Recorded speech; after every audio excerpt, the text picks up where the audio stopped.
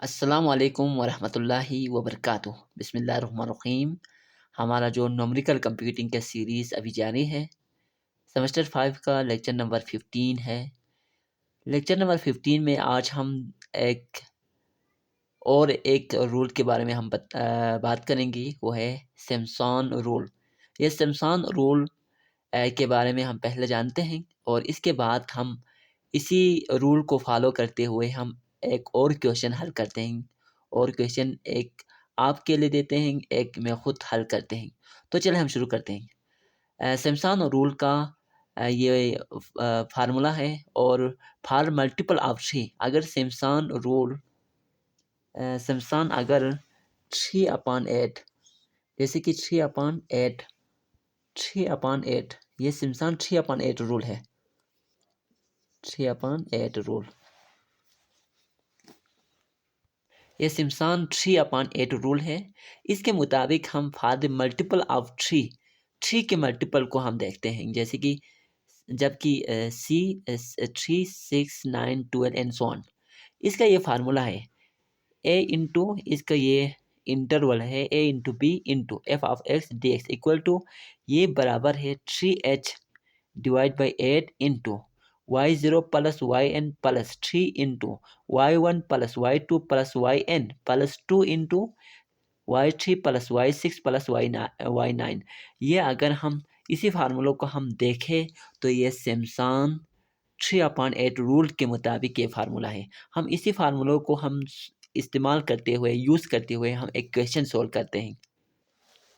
अब चल हम शुरू करते हैं। एक क्वेश्चन है, इवेलुएट द इंटीग्रल, जैसे कि 100 interval 202 dx upon ln x taking n equal to 3 using Simpson 3/8 rule.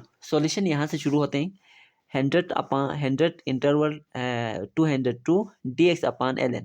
सबसे पहले हमारे पास फार्मूले मौजूद है h हमने मालूम करना है। h हमें पता नहीं है, n हमें पता है जैसे कि 3 है, h हमें पता नहीं। तो h मालूम करने के लिए ए हमें पता होना चाहिए और बी हमें पता होना चाहिए। ए क्या है? ए 100 है और बी 202 है। तो इस फार्मूले के अंदर हमने इसको पुट करना है, h equal to b minus a divide by n. जैसे कि बी 202 माइनस 100 डिवाइड बाई 3 करने से यहाँ पे h का वैल्यू 34 आ गया। ये हमारे h का वैल्यू।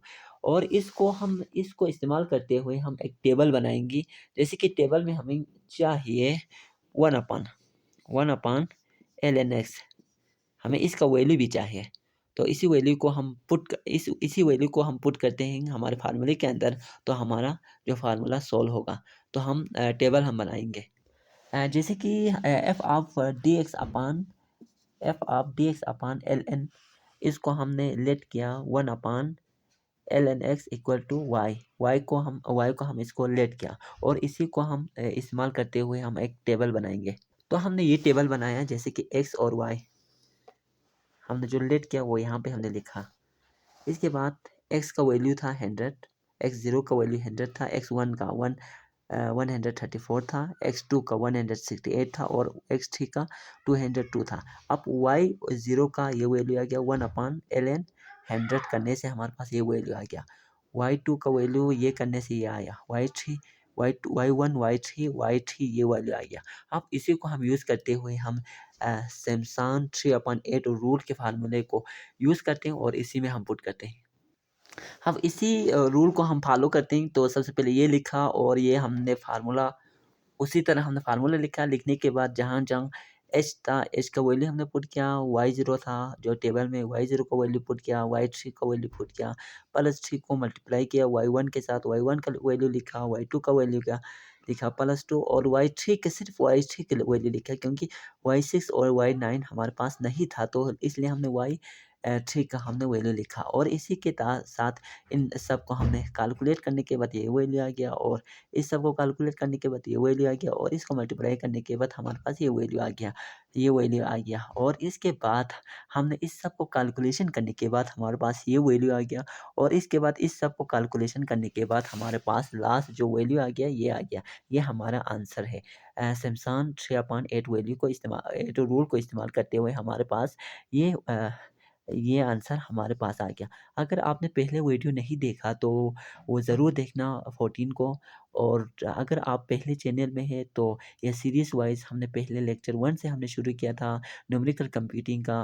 तो इसको आपने ज़रूर देखना, और लाइक अगर आपको ये वीडियो पसंद आई तो लाइक करना, सब्सक्राइब करना और अपना राय कमेंट में ज़रूर बताना।